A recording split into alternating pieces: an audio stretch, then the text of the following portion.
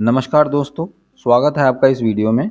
आज हम बात करेंगे ऑनलाइन आप घर बैठे आरटीआई रिक्वेस्ट कैसे डाल सकते हैं मात्र 1 से 2 मिनट में। आरटीआई रिक्वेस्ट डालने से पहले मैं आपको 2 से 3 चीज़ें बताऊंगा जो बहुत इंपॉर्टेंट है। आरटीआई रिक्वेस्ट तब डाली जाती है जब सरकारी विभाग से आपको किसी प्रकार की इन्फॉर्मेशन चाहिए।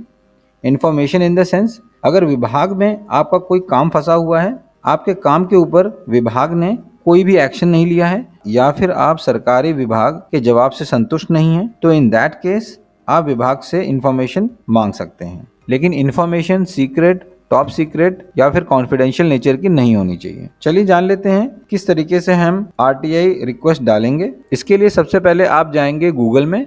गूगल में आप टाइप करेंगे RTI online. RTI online type करते ही आपको मिल जाएगा आरटीआई का पोर्टल का लिंक सबसे पहले दिखाई देगा, आरटीआई ऑनलाइन। यहाँ पे आप क्लिक करेंगे। क्लिक करते ही आरटीआई पोर्टल खुल जाएगा। अब देखिए यहाँ पे आपको क्या करना है, लॉगिन नहीं करना है, सीधा आपने क्या करना है, सबमिट रिक्वेस्ट पे आप क्लिक करेंगे तो आरटीआई का रिक्वेस्ट जो है आप सबमिट कर सकते हैं, मतलब आरटीआई एप्लीकेशन डाल सकते हैं। किसको?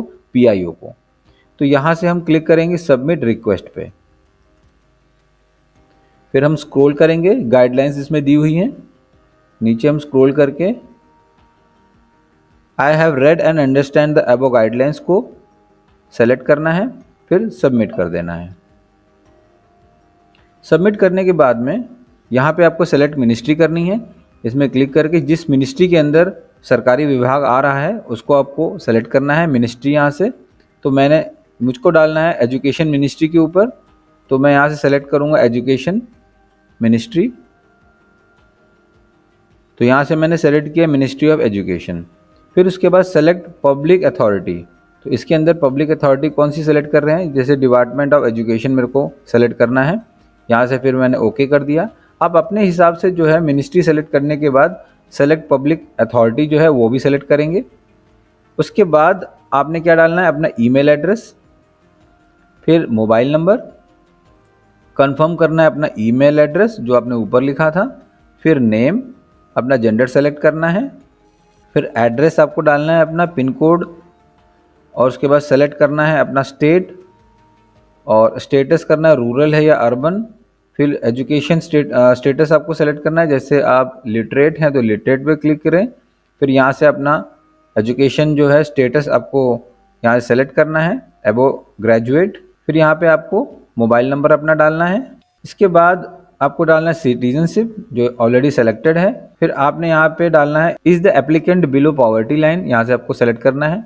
अगर हम यस क्लिक कर रहे हैं तो यहाँ आपको बीपीएल कार्ड नंबर, फिर इशूइंग डेट और इशूइंग अथॉरिटी डालनी है उसकी। अगर हम यहाँ से नो सेलेक्ट कर रहे हैं तो आपको 10 रुपये इसका आरटीआई फ़ी आपको पे करनी पड़ेगी, वो भी ऑनलाइन पे हो जाएगी ये।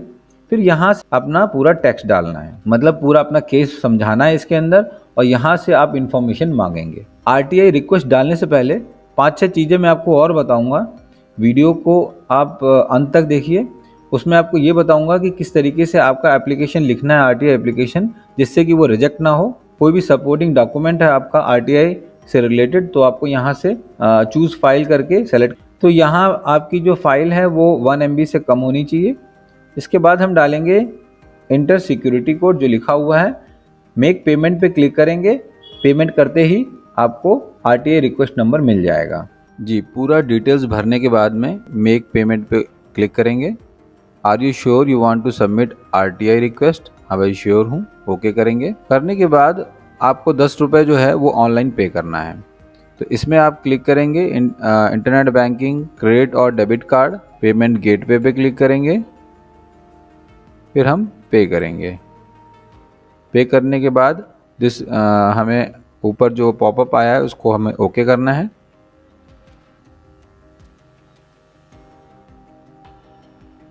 यहाँ से हम मेक पेमेंट करेंगे, कन्फर्म पे क्लिक करेंगे, पूरा डिटेल डाल के आप पेमेंट करेंगे। फिर आपका पेमेंट हो जाएगा सक्सेसफुली। चलिए, आपकी अगर आरटीआई रिक्वेस्ट फाइल हो गई है, उसके बाद अब हमें चेक करना है व्यू स्टेटस। भाई उसका क्या स्टेटस है?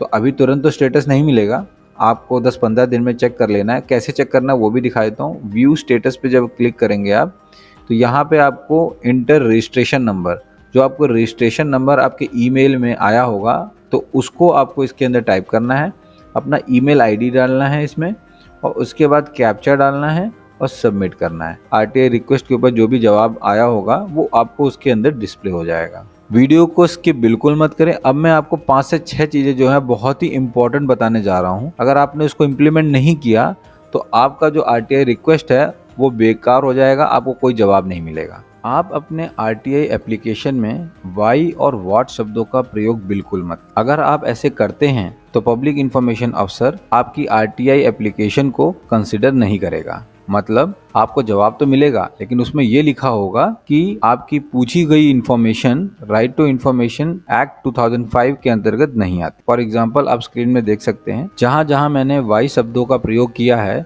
तो पीआईओ ने उसको कंसिडर नहीं किया है, यही लिख के दिया है कि आपकी पूछी गई information right to information act 2005 के अंतर्गत नहीं आती है। इन्फॉर्मेशन जो आप मांग रहे हैं वो सीक्रेट, टॉप सीक्रेट या फिर कॉन्फिडेंशियल नेचर की बिल्कुल नहीं होनी चाहिए। अगर ऐसा है तो पब्लिक इंफॉर्मेशन अफसर आपके आरटीआई एप्लीकेशन का जवाब नहीं देगा। आरटीआई एप्लीकेशन का जवाब पीआईओ आपको 30 डेज के अंदर देगा। अगर पीआईओ ऐसा नहीं करता है तो आप फर्स्ट एप्लीएट अथॉरिटी के पास फर्स्ट अपील डाल सकते हैं।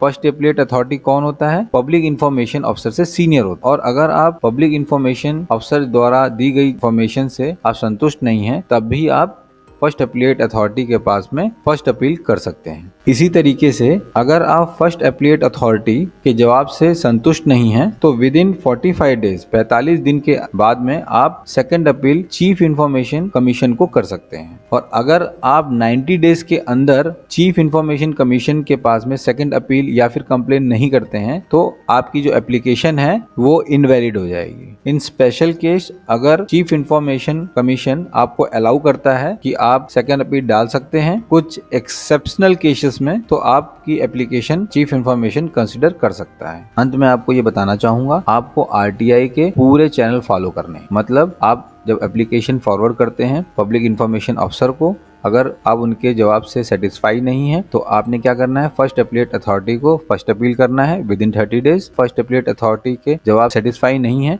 तो आपको सेकंड अपील करनी है चीफ इंफॉर्मेशन कमीशन के पास में। अगर आप ऐसे करते हैं आपको आरटीआई एप्लीकेशन का जवाब मिलना ही मिलना है। इस वीडियो में बस इतना ही।